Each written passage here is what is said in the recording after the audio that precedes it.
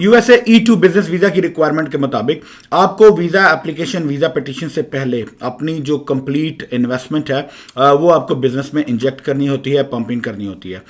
उसके बाद ही आप एक अपनी पिटीशन को कंटिन्यू कर सकते हो। And as per the official terminology and the official criteria और prerequisites of E2 visa, आपकी investment has to be on a risk और on a stake of potential loss, तभी आप अपनी एप्लीकेशन E2 के लिए प्रोसेस कर सकते हो। आज इस वीडियो में मैं आपको एक्सप्लेन करूंगा कि ये जो पोटेंशियल रिस्क ऑफ इन्वेस्टमेंट है ये यूएस की तरफ से क्यों रिक्वायर्ड किया गया है और इस रिस्क की वजह से आपके जो रिजर्वेशंस हैं उनको कैसे एड्रेस किया जा सकता है और आप इस रिस्क को कैसे मिनिमाइज कर सकते हो। So stay tuned.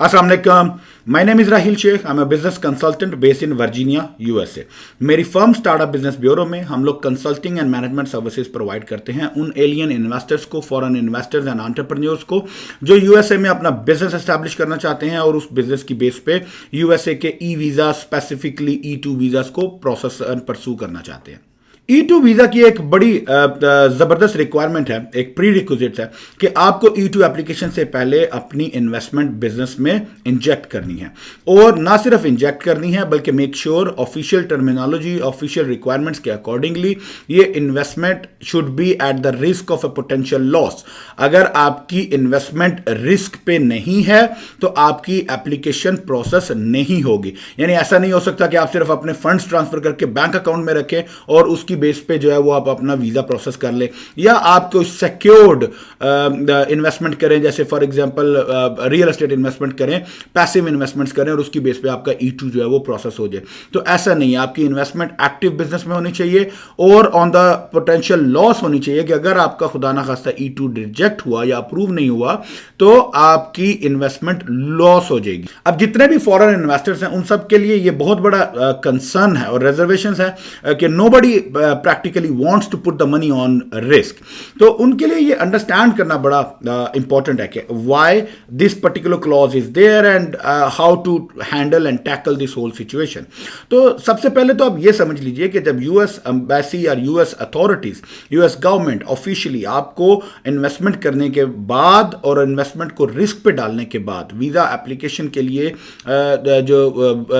अलाउ करती है, तो इसका मतलब ये है कि प्रैक्टिकली एज लॉन्ग एज आपने आपके बिजनेस की तमाम रिक्वायरमेंट्स, तमाम ऑब्लिगेशंस को एज इट इज कंप्लीट किया है, तो you have a very strong chances of getting the visa approvals. तो आपका ये जो कंसर्न है कि सब कुछ आपने बना लिया, सब कुछ सारे पैरामीटर्स, प्री रिक्विजिट्स आपने सारे पूरे किए और उसके बाद आपका वीजा रिजेक्ट हो गया, तो the E2 visa is not like a B1 और B2 visa, it's not a visitor visa. Though कि it's a non immigrant visa, but still there is a lot of money involved, there is a lot of businesses involved, there is a lot of interest at stake. तो by default it's this visa और this investor visa is not meant to be rejected until and unless आप किसी requirement को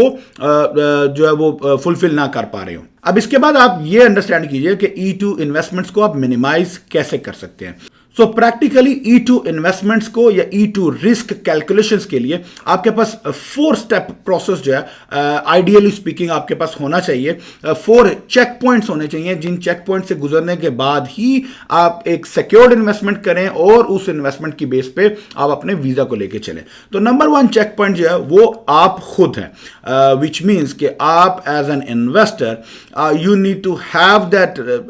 knowledge and skills and expertise कि आप जो भी business में इन्वेस्ट करना चाह रहे हैं आप उस बिजनेस को आइडेंटिफाई करें, बिजनेस को फाइनलाइज करें और उस बिजनेस की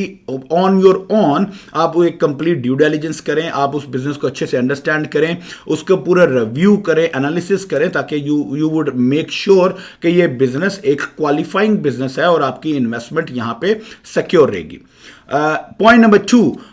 और स्टेप नंबर 2 कि जब आप अपनी ड्यू डिलिजेंस क्रॉस कर लें, कंप्लीट कर लें, then you need to have a qualified business consultant और CPAs और चार्टर्ड अकाउंटेंट्स या जो भी the business advisers, you need to have them on board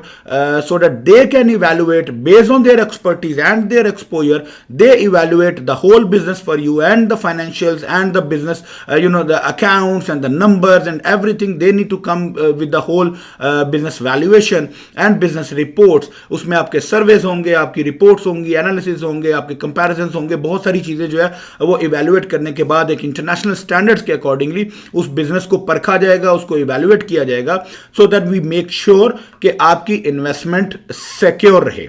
और इस इवैल्यूएशन क्राइटेरिया को पास करने के बाद ही आपकी जो